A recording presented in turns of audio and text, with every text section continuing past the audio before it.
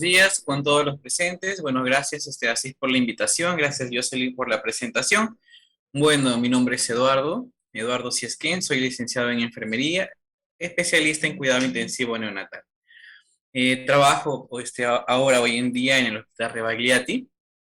Y bueno, ya he tenido trabajando también en otros establecimientos.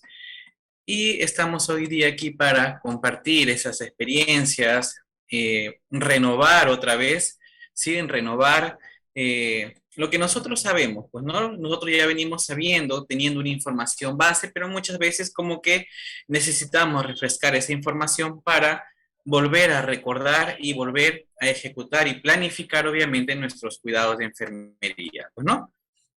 Como tema, sí, como tema número 3, me ha tocado los beneficios de la CPAP nasal en el neonato con patología respiratoria.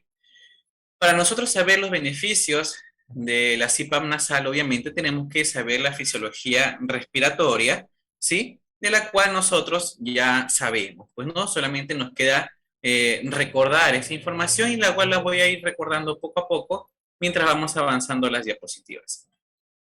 Como primer beneficio que tenemos de la CPAP nasal es conservar el surfactante endógeno, pues, ¿no? Es decir, el surfactante que el propio recién nacido tiene, ¿sí? Que el propio recién nacido produce, fabrica en sus pulmones, ¿verdad? Recordemos que el surfactante recién empieza su producción a partir de la semana número 26. No se ve obviamente el trabajo de este surfactante, porque recordemos que, ¿sí? Recuerden por favor la fisiología pulmonar en un recién nacido, en un feto todavía, pues no hay trabajo respiratorio, pues, ¿no? No hay trabajo respiratorio, no hay intercambio de gases, por lo tanto el surfactante todavía no hace su trabajo. Como recordamos, a las 26 semanas todavía es un feto, ¿sí? Es un producto que todavía no está maduro, todavía no va a salir, van a nacer, y por lo tanto, pues todavía no hay una producción óptima, ni tampoco obviamente va a haber el trabajo respiratorio adecuado en si es un prematuro, pues, ¿no? Entonces, el beneficio de la CPAP nasal, ¿en qué va a favorecer? Va a favorecer obviamente que no se consuma el surfactante. ¿Sí? ¿Por qué? Porque la CPAP va a hacer un trabajo a nivel alveolar, a nivel de los sacos alveolares, ¿sí? A nivel de todos los pulmones, y evitando así, obviamente, que el surfactante propio del recién nacido se consuma, ¿sí? Recordemos también que recién a partir de las 36 semanas, sí se logra producir o ya está producido el surfactante endógeno en el recién nacido en una dosis adecuada, pues, ¿no? Todavía recordemos que a las 36 semanas no es todavía o no tiene el recién nacido el surfactante adecuado todavía, ¿sí? Pero ya tiene, al menos, ¿sí? Tiene una reserva de surfactante que va a permitir un buen patrón respiratorio, una buena distensión pulmonar, ¿sí? Evitando así múltiples problemas por déficit de surfactante. Leí unas preguntas relacionadas o hechas a la Magister Zully, ¿sí? Sobre que tenían un bebé a término y le habían administrado surfactante o si se podía administrar, ¿sí? Y la licenciada Zully les dijo que depende de la condición obviamente del recién nacido. Y es muy cierto. La administración de surfactante no limita, ¿sí? A que el paciente sea prematuro o que el paciente sea a término o porque es menor de 32 o es mayor de 32. La literatura sí nos dice que la administración de surfactante debería ser para menores de 32 semanas, recordando que fisiológicamente menos de 32 semanas, pues la reserva de surfactante es menor. Por lo tanto, va a haber más compromiso, ¿sí? A nivel pulmonar, ¿sí? A nivel del intercambio gaseoso, a nivel de la expansión. Entonces, obviamente, pues estamos, entre comillas, obligados a administrar una dosis de surfactante si fuera menor de 32 semanas. Pero si es mayor de 32 y vemos que hay un esfuerzo respiratorio, un patrón respiratorio muy irregular, vemos que va requiriendo mayor frecuencia respiratoria programada, mayor presión, si es que le estamos dando ya un CPAP, así mayor presión de PEP, mayor presión de presión pico, si es que estamos ya conectados a un ventilador mecánico, ¿sí? O el esfuerzo y el patrón respiratorio va cambiando con el pasar de las horas, aumentando el esfuerzo, ¿sí? Entonces, ¿qué quiere decir? Que le está faltando a nuestro recién nacido algo. Y lo primero que se piensa es el surfactante. Y vemos la condición del nacimiento, ¿sí?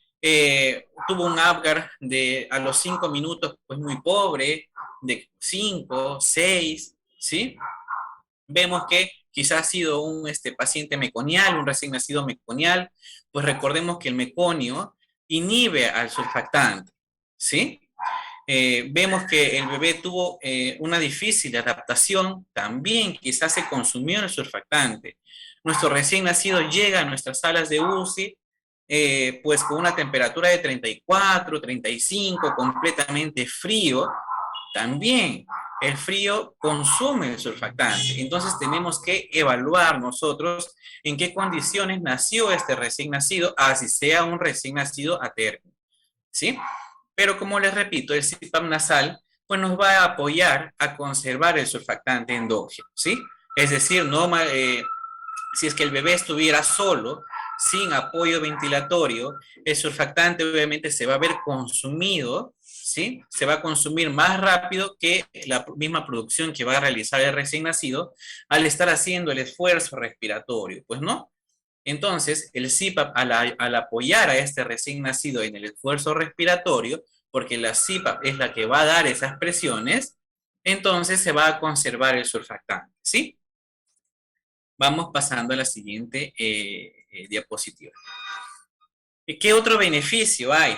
Que hay una máxima entrega de oxígeno. ¿Qué quiere decir? Al ver una mayor presión, una presión constante del CPAP, ¿sí? Al ingresar a estos sacos alveolares, va a haber un mejor intercambio, va a haber una mejor entrega de oxígeno, ¿sí? Va a haber ingreso de oxígeno a los glóbulos rojos y a la vez el CPAP permite que también el dióxido de carbono salga, pues, ¿no? Como ustedes pueden ver en la imagen.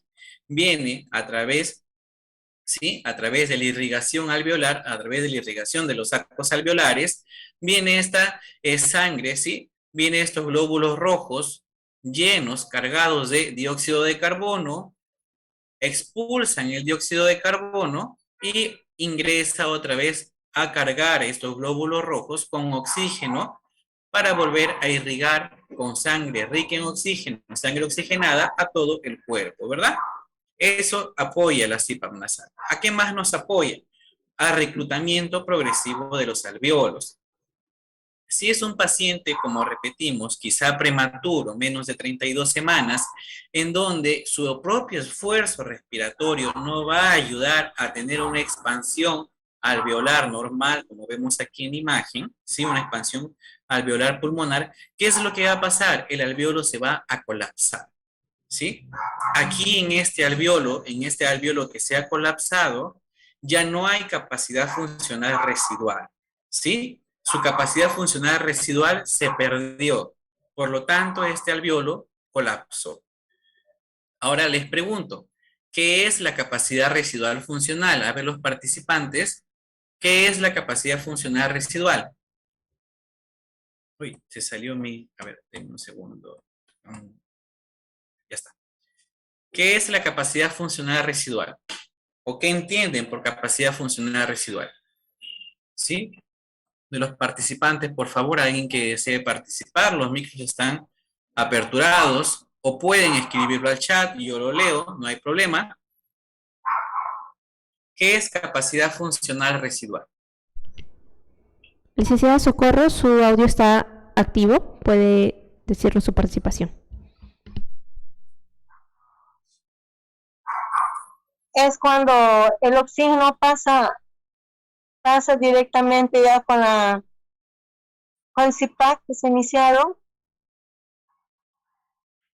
Ya, no, no es la respuesta. Socorro.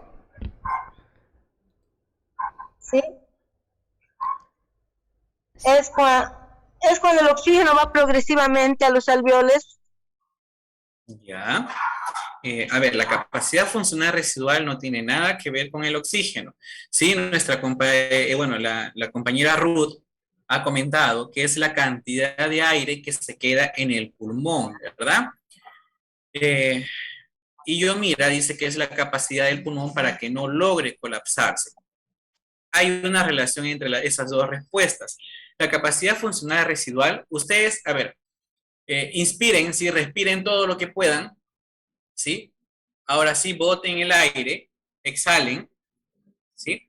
Sus pulmones no botan todo el aire, sino siempre guardan cierta cantidad de aire dentro de esos alveolos, ¿sí? Esa cantidad de aire es la capacidad funcional residual, es ese volumen que este alveolo tiene para no colapsarse, ¿sí? Para que no se cierre completamente como este alveolo que tenemos acá, que se está cerrando, ¿no?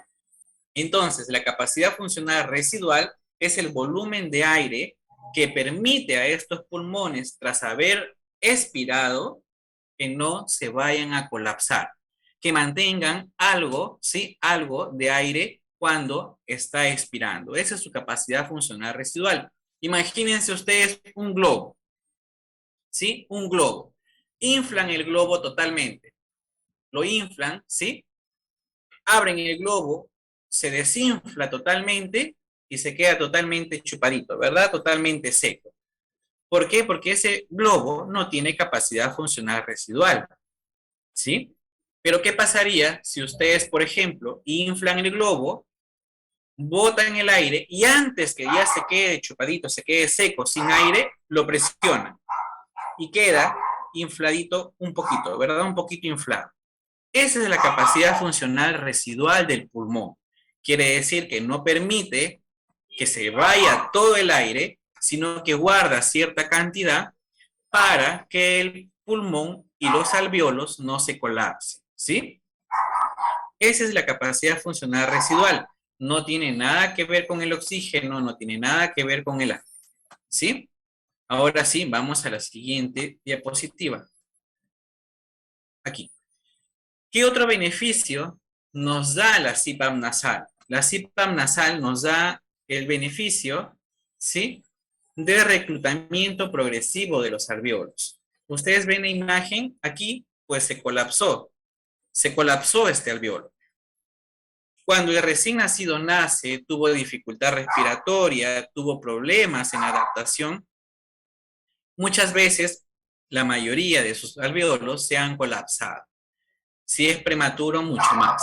Y es por eso que este recién nacido comienza a hacer esfuerzo respiratorio, hay aumento del patrón respiratorio, ¿sí? Se ve retracción intercostal, un desbalance tóraco-abdominal, comienza con aleteo nasal para evitar que el aire que él está reclutando se fugue, ¿sí?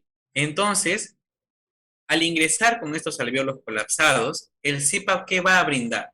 Como el CPAP nasal da flujos, ¿sí? Da flujo y da presión, va a permitir que este alveolo que se ha cerrado, a través de ese burbujeo, de esa presión que va a recibir, se vuelva a ser funcional y se abra otra vez ese alveolo, ¿sí? Y como la CPAP, a través de la presión que nosotros damos, ¿sí?, un PP de 4, un PP de 5, ese PP va a ayudar a que este alveolo no se colapse. Prácticamente ese PP va a ayudar a la capacidad funcional residual, a que el pulmón no se colapse totalmente, ¿sí? Entonces, ¿qué otro beneficio nos va a dar? La insuflación de alveolos colapsados, que es lo que justo estamos explicando en estas diapositivas. ¿Qué otro beneficio? Disminución del cortocircuito intrapulmonar. ¿A qué me refiero? ¿Ven estos dos alveolos? ¿Sí? Uno está totalmente expandido y el otro no se ha expandido, se ha colapsado. ¿Qué es lo que pasa? Ambos alveolos tienen irrigación. Ambos alveolos igual se siguen irrigando porque el sistema circulatorio sigue obviamente trabajando, sigue irrigando los alveolos. Pero en este alveolo que está expandido, en este alveolo que hay ingreso de oxígeno, ¿sí? Con aire, ingresa aquí a este alveolo, estos glóbulos rojos llenos de CO2 dejan el CO2 en el alveolo y se vuelven a recargar obviamente de oxígeno y se van a irrigar al resto del cuerpo. Pero ¿qué pasa en los alveolos colapsados? El alveolo colapsado igual sigue irrigándose. Viene por aquí, deja el CO2, no encuentra oxígeno, vuelve a recargarse del CO2 y al no haber un intercambio, no haber de qué cargarse, obviamente, estos glóbulos rojos siguen llevando CO2, ¿sí? Ya no están cargados de oxígeno. ¿Y qué es lo que pasa? Van a la irrigación sanguínea mezclándose con la sangre oxigenada. Entonces ya no está dando, obviamente, un trabajo completo. No se está irrigando o no se está oxigenando bien estos glóbulos rojos, haciendo un cortocircuito intrapulmonar. ¿Qué quiere decir? Que llegan obviamente al corazón, ¿sí? Para ser bombeado y que irrigue y que oxigena todo el cuerpo, llega una sangre mezclada, no completamente oxigenada, porque obviamente hay glóbulos rojos que están yéndose sin haberse oxigenado. ¿Por qué motivo? Porque el alveolo se colapsó. ¿Sí? Muy bien. Ahora sí. Pasamos a otro beneficio. Otro de los beneficios de la CPAP nasal es que va a mejorar la capacidad funcional residual, lo que decíamos en las diapositivas anteriores, ¿sí? ¿Qué es lo que pasa? Por ejemplo, miren, aquí el diafragma, ¿sí? Se contrae, inspira, ¿sí? Aquí el diafragma se relaja, obviamente sale el aire y evita que todo el pulmón se colapse. ¿Por qué? Porque el CPAP comienza a dar burbujeo, pues no va a dar presión. ¿Qué otro beneficio? Hay una mejora en el intercambio gaseoso, tanto el intercambio de oxígeno como el intercambio del CO2. Y aquí vemos otra imagen, miren, viene por aquí este glóbulo rojo, viene a través ya de la circulación venosa, es decir, sin oxígeno, cargada de CO2, viene a través del sistema circulatorio, deja el CO2, se carga de oxígeno y se va otra vez recargado de oxígeno a irrigar todo el cuerpo. La cipa nasal mejora este intercambio, porque obviamente apertura el alveolo, porque obviamente va a llevar oxígeno hasta el alveolo y va a ayudar al intercambio, ¿sí? ¿Qué más va a hacer? Va a aumentar la presión de oxígeno, ¿sí? La presión de oxígeno, por ejemplo, es de 40 milímetros de mercurio si fuera en sangre venosa cuando sacamos un AGA. Si fuera sangre arterial, pues tiene que estar en 104 milímetros de mercurio, ¿sí? El de CO2 y el de oxígeno. Pero ¿qué es lo que pasa? ¿Qué digo? Dentro de lo normal, la presión de CO2 es de 40 milímetros de mercurio y la de oxígeno es de 104 milímetros de mercurio dentro del alveolo, ¿sí? Si yo tengo una sangre venosa obtenida para un AGA, pues mi AGA me tiene que venir la presión de CO2 en 45 milímetros de mercurio y la presión de oxígeno en 40 milímetros de mercurio. Pero ¿qué es lo que pasa? Muchas veces el bebé en su resultado de AGA me viene con menos presión de oxígeno, hipoxémico. ¿Qué quiere decir? Que le está faltando oxígeno. Entonces yo veo, quizá mi PEP no fue la adecuada, le di muy poca PEP, muy poca presión, le he empezado con 4 y es un bebé grande. Entonces le voy a aumentar la PEP. Aumentale la PEP por favor a 5 o 5.5. Se le aumenta la PEP y vemos que en el siguiente control de AGA la presión de oxígeno mejoró, ¿sí? Pero ¿qué es lo que pasa también? Que a veces le estamos dando muy poco aporte de oxígeno. A veces el bebé satura, sí es muy cierto, satura muy bien, 93, 94% de oxígeno, pero cuando se le tomó el AGA, verificamos que a nivel periférico no está llegando la suficiente concentración de oxígeno para irrigar completamente y adecuadamente a todo el bebé, pues no a todos sus órganos. Y es por eso que a veces el médico dice, ¿sabe qué? El bebé satura bien, sí es cierto, pero hay que aumentarle un poquito el FIO. Lo tiene usted a 25, hay que aumentarle a 30, ¿sí? Pero no es que yo le esté haciendo daño al bebé, no, me estoy asegurando que el oxígeno que estoy aportando va a irrigar a todo el cuerpo, porque a través del AGA que se le tomó, el AGA venoso, me sale de que a nivel periférico no está llegando la suficiente cantidad de oxígeno, ¿sí? Entonces, pues la CPAP nos va a ayudar a aumentar esta presión de oxígeno. Ahora sí, si tienen alguna pregunta o duda, no, normal me pueden interrumpir, ¿sí? No hay ningún problema. Entonces, aquí, ¿sí? También la CPAP nasal nos va a ayudar a disminuir la CO2, igual que el oxígeno, ¿sí? Yo aumentando mi presión de PP, aumentando mi FiO2, mi fracción inspiratoria de oxígeno, pues por ende voy a disminuir la presión de CO2, ¿sí? ¿Qué otro beneficio tengo?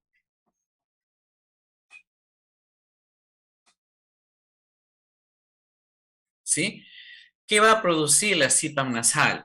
Obviamente va a producir un ritmo regular respiratorio, en especial en los pretérminos, en los prematuros menores de 32 semanas. ¿Sí? Ahora yo les vuelvo a preguntar, ¿qué es el esfuerzo respiratorio? ¿Qué es un esfuerzo respiratorio en un recién nacido? O en un adulto también, no solamente en un recién nacido. ¿Qué es un esfuerzo respiratorio? ¿Sí? Por favor, los participantes. ¿Qué entienden por esfuerzo respiratorio? Cuando yo les digo, mejora el esfuerzo respiratorio de recién nacido.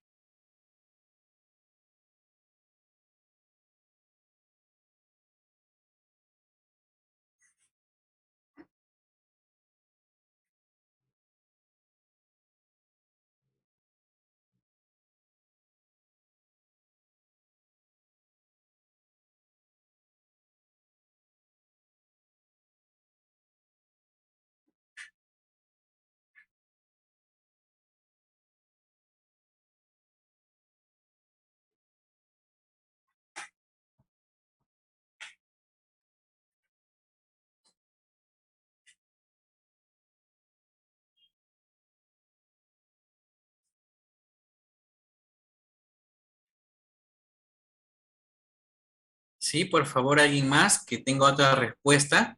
¿Qué es el esfuerzo respiratorio?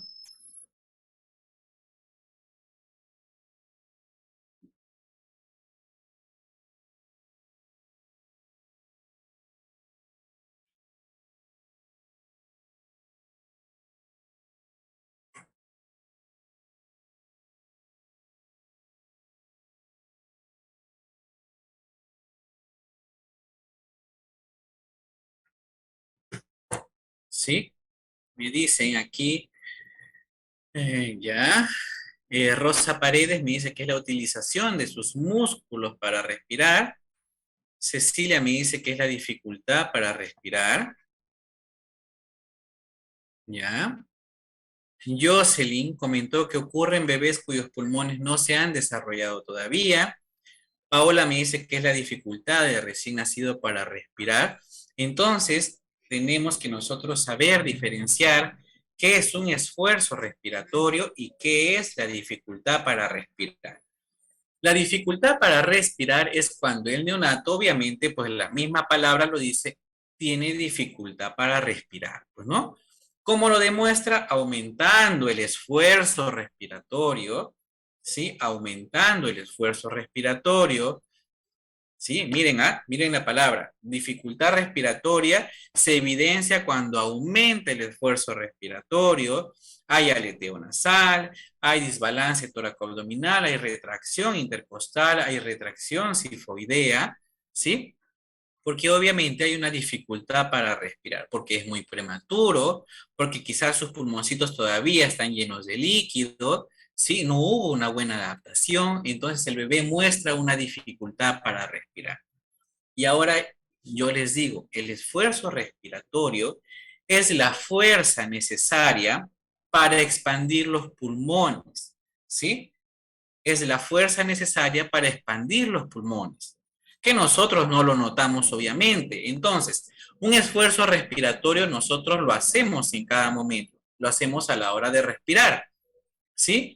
Nuestro diafragma trabaja, los músculos accesorios de la respiración trabajan, nuestras costillas también trabajan indirectamente para obviamente un esfuerzo respiratorio, ¿sí? Tú respiras, inhalas, exhalas y acabas de hacer un esfuerzo respiratorio. Por lo tanto, el esfuerzo respiratorio es esa fuerza que utilizamos, esa fuerza necesaria para expandir los pulmones, ¿sí? Para expandir los pulmones, obviamente con el control mismo de las propiedades elásticas que nos da, obviamente, el surfactante, ¿sí? Entonces, ya queda entendida ahora sí que es un esfuerzo respiratorio. Sí, muy bien, Leli. Leli nos dice que es la fuerza que se aplica para respirar y Betania nos dice que es muy importante evaluar el Silverman-Anderson. Sí, efectivamente. Es por eso entonces, cuando yo les digo, ¿cómo va el esfuerzo respiratorio del recién nacido? El test de Silverman-Anderson me dice, ha aumentado. Hay aleteo, hay esfuerzo, hay quejido, ¿sí? Ha aumentado el esfuerzo respiratorio. ¿Por qué? Porque hay un desbalance tóraco-abdominal, hay una retracción intercostal, una retracción cifoidea. Entonces, mi bebé, mi recién nacido, está aumentando su esfuerzo respiratorio, ¿sí? La CPAP nasal, ¿en qué nos va a ayudar? Obviamente que el CPAP nasal va a dar esa fuerza necesaria para que el recién nacido ya no trabaje mucho, produciendo que el ritmo respiratorio se regularice. ¿Por qué? Porque la CIPA va a ayudar directamente a este pulmoncito a que ya no trabaje ni no se esfuerce mucho más, ¿sí? Y obviamente pues el esfuerzo respiratorio va a verse disminuido y tú lo vas a ver. Cuando ves a un recién nacido que te traen de la atención de parto, atención de cesárea o atención de un parto vaginal, y viene con esfuerzo, ves que ya hay aleteo, hay retracción, ponen el CPAP y a los minutos, ¿sí? Es muy rápido, a los minutos o a través ya del tiempo, vas viendo que el esfuerzo respiratorio y el patrón respiratorio de este recién nacido se normalizó. Ya no ves aleteo, ya no ves retracción intercostal, ya no ves retracción cifoidea, ya no hay desbalance tóraco-abdominal, ya no hay una hiperventilación y comienzas a ver un ritmo regular, ¿sí? Entonces, este es uno de los beneficios que da la CPAP nasal. ¿Qué más? ¿Tienen alguna pregunta, alguna duda hasta el momento, chicos? Como les repito, no hay ningún problema que me interrumpan, así hacemos que este tema sea mucho más didáctico y podamos aprender mucho más a resolver también las dudas en el momento, ¿sí? ¿Qué otro beneficio vamos a tener con la CPAP nasal? Va a estabilizar la vía aérea y el diafragma, como ya les estaba explicando, ¿sí? Al disminuir ese esfuerzo respiratorio, obviamente el diafragma ya no va a trabajar mucho más, se va a relajar. Ya no vamos a ver ese desbalance tóraco-abdominal que hace el diafragma, obviamente, para tratar de retener un poco más el aire, de que el pulmón no se colapse, y más bien se va a relajar y se va a estabilizar, ¿verdad? Ya, Betania nos pregunta si la CPAP nasal se coloca de manera profiláctica 12 o 24 horas. No, aquí no hay, con la CPAP nasal y todos, sí, y todos los accesorios ventilatorios no es o no se aplica con que profiláctico, no, para prevenir o para evitar que el bebé haga esfuerzo o que aumente su esfuerzo respiratorio, no, aquí no hay nada de profiláctico.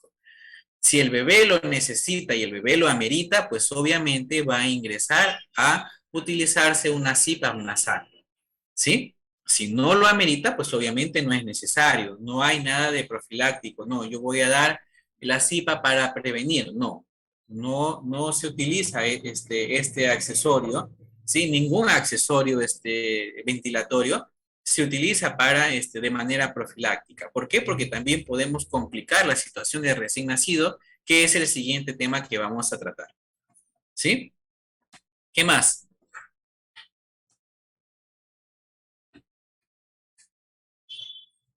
¿Sí? ¿Qué más? Va a reducir el apnea obstructiva, ¿sí? La CPAP nasal va a reducir el apnea obstructiva.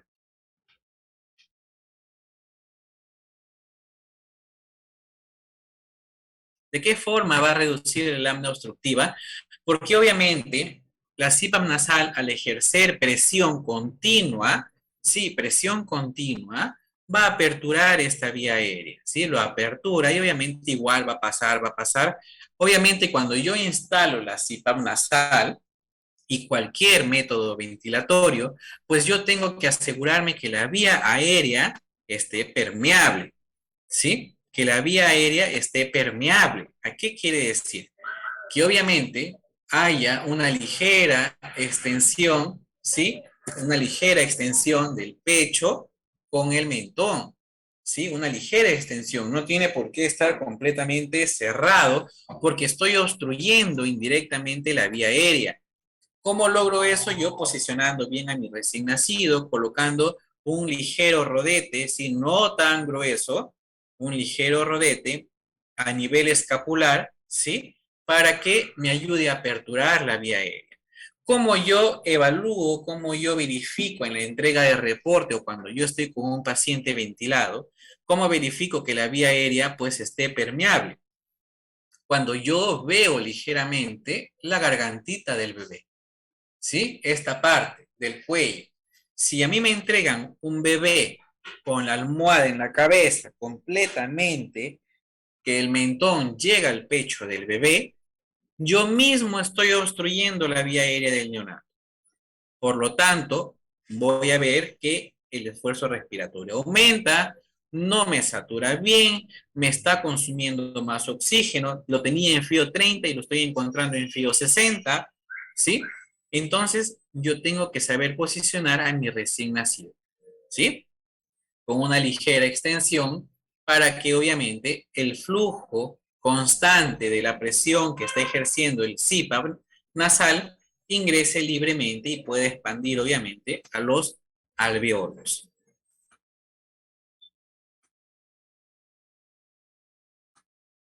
¿Qué otro beneficio? Mejora la hidratación de las vías respiratorias. Ustedes ven aquí, ¿sí? La imagen, vemos aquí los neumocitos, que son las células pulmonares, ¿sí? Las glándulas mucosas, que es la glándula que va a liberar el moco, ¿sí? Cuando el bebé o cualquier persona respira, tenemos nosotros cilios, ¿sí? Células ciliales, que son como unas vellosidades, ¿sí? En toda la vía respiratoria. ¿Qué va a permitir? Que el moco, que obviamente pertenece a toda la vía respiratoria, ¿sí? Una capa viscosa que es acuosa como moquito, está en toda la pared, obviamente, respiratoria, desde la nariz hasta los alveolos, ¿sí? ¿Qué va a permitir? Estos cilios, al estar humedecidos, van a movilizar ese moco, porque el moco que atrapa el polvo, bacterias, virus, ¿sí? Polen y múltiples partículas del aire, este moco lo atrapa. Y estos cilios, al estar humedecidos, comienzan a movilizarlo y a eliminarlos. Pero ¿qué pasa cuando yo doy una CPAP nasal que no está hidratada, que no está húmeda, que no está calentada? ¿Qué voy a hacer? Voy a resecar a estos cilios. Obviamente mi neonato se acumula de moco a estos cilios al estar deshidratados, no van a cumplir la función de movilizar el moco y obviamente voy quizá a empeorar la situación y voy a causar una neumonía indirectamente. ¿Por qué? Por acumulación de moco, obstrucción de la vía aérea, obstrucción de los alveolos por moco, colapso de los alveolos Y ya saben ustedes a lo que voy a llegar. Entonces, obviamente, cuando yo doy CPAP, este gas que estoy dando, que es una mezcla de oxígeno con aire, obviamente tiene que estar calentado y humidificado. ¿Sí? Calentado y humidificado. ¿Para qué? Para evitar alteración de los cilios y obviamente la acumulación del moho, ¿sí? De esta capa viscosa que protege a todas las células ciliadas, a todos los neumocitos, ¿sí? Entonces, el CIPA tiene que obviamente estar con su cámara humidificadora y con su cámara calentadora, pues, ¿no? Para yo otorgar obviamente este gas tibio y húmedo. Recuerden, el gas que sale de esos balones grandes de oxígeno o del mismo empotrado, salen con una temperatura de hasta menos 8 grados centígrados. Hasta menos 8 grados centígrados. O sea, está frío, completamente frío. Imagínense ustedes cuando van a la sierra, por ejemplo, a la Sierra Alta, se van a Huaraz, se van a Otusco, se van a Cusco, y en pleno frío en la noche, pues, ¿qué pasa con su nariz? Se reseca, sienten como una pequeña dificultad para respirar. ¿Por qué? Porque sienten ustedes que se cierra su nariz. ¿Qué más ven? Ven ligero sangrado, aumento del moco, ¿sí? Han tenido esa experiencia cuando han viajado a la sierra, estando ya mucho tiempo aquí en la costa, viajan a la sierra y se dan cuenta que hay aumento de moco. Ustedes se levantan al día siguiente y hay presencia ya de moco, así, disculpen la palabra, pero así es lo que pasa, moco seco, se retiran ustedes la mucosidad y hay partículas de sangre, ¿sí? Sangre seca. ¿Por qué motivo? Porque se ha resecado la vía aérea superior. Pero cuando yo doy CIPA, como el CIPA ingresa obviamente hasta los pulmones, la presión y el fluido constante, yo puedo resecar también los cilios de la vía aérea inferior, ¿sí? Provocando que la resequedad y obviamente la aparición de moho. Vamos a la siguiente diapositiva. Otro beneficio que va a disminuir la necesidad de ventilación invasiva, ¿sí? Aquí, obviamente, pues nosotros no queremos que nuestros neonatos lleguen a ventilador mecánico porque es más traumático entubar al bebé, que esté conectado a un ventilador, aumentando obviamente el riesgo de que haga obviamente en una larga estancia por uso ya de ventilador, porque el bebé se acostumbra a que la máquina le dé y ya no hace esfuerzo respiratorio, y son los bebés que están varios días, varias semanas conectados a un ventilador y después se quedan más tiempo, pues, ¿no? Entonces, con la CPAP disminuimos esa necesidad. Hacemos que el bebé, obviamente, con su propio esfuerzo y con la ayuda de la presión que da el CPAP, mejore, obviamente, su esfuerzo respiratorio, mejore su capacidad residual funcional y, obviamente, disminuyendo los días de estancia y disminuyendo el riesgo de que ingrese a ventilación invasiva. ¿Sí? Como último beneficio y uno de los beneficios muy importantes es que nos va a ayudar a aumentar la opción de fortalecimiento del vínculo afectivo. ¿Por qué? Porque la mamá lo puede cargar al bebé, ¿sí? La mamá puede manipularlo, puede colocarlo en posición canguro, al igual que el papá, ¿sí? Se ponen en método canguro con el CIPA bien instalado, cuidando obviamente los corrugados, vigilando que no haya ninguna fuga y obviamente el vínculo afectivo no se va a romper y más bien va a ayudar a mi neonato a que mejore, ¿sí? Entonces, este fue la última diapositiva del primer tema. Por favor, si es que hay alguna pregunta, alguna duda, de una vez lo hacemos para dar por cerrada la primera exposición. Bueno, me comunica por favor si por Facebook hay preguntas.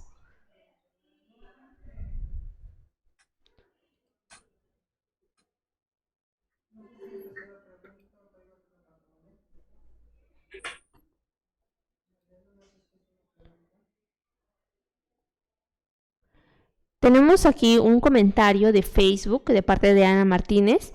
Es un aporte y la retracción sifoidea ya no se observa tan marcada.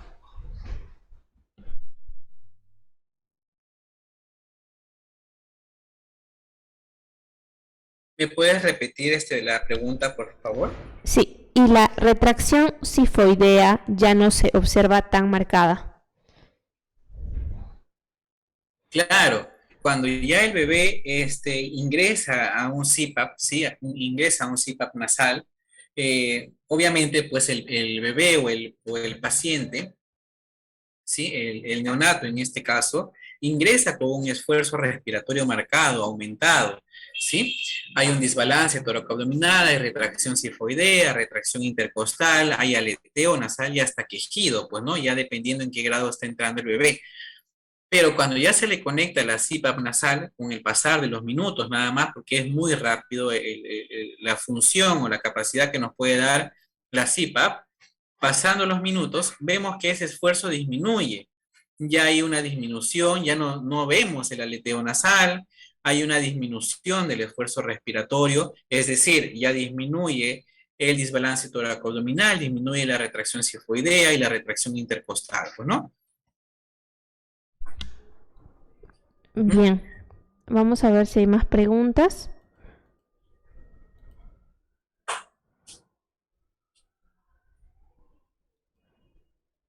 ¿Ya? A ver, Rocío me pregunta, dice, ¿cuántos días puede estar un recién nacido en CPAP y cuánto de FIO2 máximo puedo administrar? En una CPAP nasal, ¿sí? Si es que mi bebé ya está llegando a una FIO de 40%, yo ya me debo preocupar. ¿Por qué? Porque quiere decir que mi CPAP no está dando un buen resultado, porque mi paciente ya está marcando una FIO de 40%, ¿sí? Y yo veo en mi monitor que mi neonato pues baja su saturación 82, 80, 78, yo ya no le puedo ir subiendo más. ¿Por qué? Porque obviamente el neonato me está informando directamente, me está diciendo, ¿sabes qué, Eduardo? Dame otra cosa, dame algo más que me ayude, porque este CIPA no me está ayudando, ¿sí? Entonces, el FIO máximo que puedo yo administrar o con el que yo me debo guiar es con el 40%, ¿sí? Con el 40%. Más ya me estoy preocupando y yo ya estoy informando al médico, ¿sabe qué, doctor? Ya estamos con un PEP de 6, el neonato no está respondiendo, sigue con el esfuerzo respiratorio, desatura. Obviamente tú no vas a decir, no, doctor, voy a subirle a 50 de FIO, a 60, 70. No, ¿por qué? Porque yo ya no me estoy asegurando. ¿Por qué? Porque la presión que yo estoy brindando en la CIPA es el que me hace el trabajo. No trabaja el oxígeno, ¿sí? Así yo ya pase los 40, 50, 60, 70, 80, 90, 100, la presión que yo brindo con el CPAP ya no me va a dar resultado así le aumente hasta 100 el FIO2. ¿Por qué? Porque la presión que yo le estoy dando no está haciendo trabajo con el bebé. El bebé está requiriendo otras presiones, ¿sí? Entonces yo ya voy pensando en otro método ventilatorio. En este caso, entubar al neonato. Pues no entubarlo para dar otro tipo de presiones, ¿sí? ¿Cuánto tiempo puede estar el bebé? Pues obviamente el tiempo que sea necesario. El tiempo que el neonato tú veas que el esfuerzo respiratorio ha disminuido, ¿sí? Que el PEP que empezó en 5 ya está en 4 y ves que no hay esfuerzo respiratorio, ves que la FIO2 que estaba en 40 ha disminuido, que está en 25, 30 y el bebé está saturando excelentemente, entonces ya es un indicador que el bebé ya no está o ya no está necesitando la CIPA. Quizás solamente ya necesite una cánula binasal. ¿Sí? Entonces ya yo lo voy retando y lo voy bajando. Si no tengo manómetro de presión para medir el PP, ¿cómo puedo saber cuánto de presión necesita si comienzo con 5? ¿Sí? Si tú no sabes cuánto de PP estás brindando al neonato, pues nos guiamos obviamente de la literatura, ¿no? La literatura ¿qué nos dice? Que según la válvula medidora de PP o la varilla generadora de PEP viene marcado, pues no viene 10, 9, 8, 7, 6, 5, 4, hasta el número 3. ¿Sí? Entonces yo obviamente pues el médico me va a indicar, ¿sabes qué, Eduardo? Comenzamos con un PP de 5, pues introduzco obviamente 5 centímetros. Aquí nosotros con la experiencia que tenemos, ¿de dónde nos guiamos? Del número que está por debajo, no por encima de la tapa, ¿sí? De la cámara generadora de PP, sino el que está por debajo. Porque ya le hemos medido y nos hemos dado cuenta que cuando nosotros decimos, por ejemplo, un PP de 5, el 5 debe estar por debajo de la tapa de la cámara generadora de presión. ¿Sí? Entonces, ¿cómo yo me doy cuenta si está necesitando más PP? Cuando veo que el esfuerzo respiratorio no cede, ¿sí? Igual mantiene el esfuerzo respiratorio, aumenta el esfuerzo respiratorio. ¿Y cómo me doy cuenta? Porque no hay disminución de la balance toracoabdominal, no hay disminución de la retracción intercostal y el bebé pues está pidiendo más oxígeno. Pues no, ¿por qué? Porque obviamente la presión no le está ayudando. Otra pregunta me dice, cuando se empieza con manejo de CIPA, ¿con cuánto de FiO2 se inicia en el caso de prematuros? Mayormente iniciamos con un FiO de 30%, ¿sí? 30%, pero si yo me doy cuenta que el bebé con un FiO de 30% me satura muy bien, satura 95, 98, 100%, entonces el bebé no está necesitando oxígeno, lo que necesita solamente es presión. Por lo tanto, yo voy disminuyendo mi FiO2. Lo que estaba, quizá iniciamos en 30, pues 25. Verifico que sigue saturando bien, pues bajaré a un 23 y hasta llegar a un 21. Y ahí es donde me doy cuenta que, ¿sabes qué, Eduardo? Este bebé no necesitaba oxígeno, solo necesitaba presión. Muchos bebés hemos tenido la experiencia que están con un PP de 5, por ejemplo, ¿sí? Y FiO2 21%. ¿Por qué? Porque solamente estaba requiriendo presión, más no fracción inspiratoria de oxígeno, ¿sí?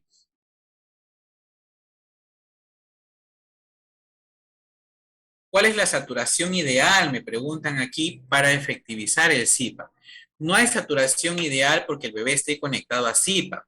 Hay saturación ideal cuando el bebé está utilizando oxígeno. Cuando el bebé utiliza oxígeno y es un bebé menor de 36 semanas, la saturación ideal debe estar tu alarma programada de 84 a 95. ¿Por qué? Porque la saturación obviamente debería estar de 85 a 94, lo ideal en prematuros. Menor de 32 semanas, ¿para qué? Para disminuir el riesgo de retinopatías. Y si fuera mayor, pues tiene que estar de 90 a 94, ¿verdad? Esa es la saturación ideal de un paciente con oxígeno o con ayuda ventilatoria, ¿sí? No hay CIPA profiláctico, chicos, no hay. Quitémonos la idea de CIPA profiláctico, no hay CIPA profiláctico.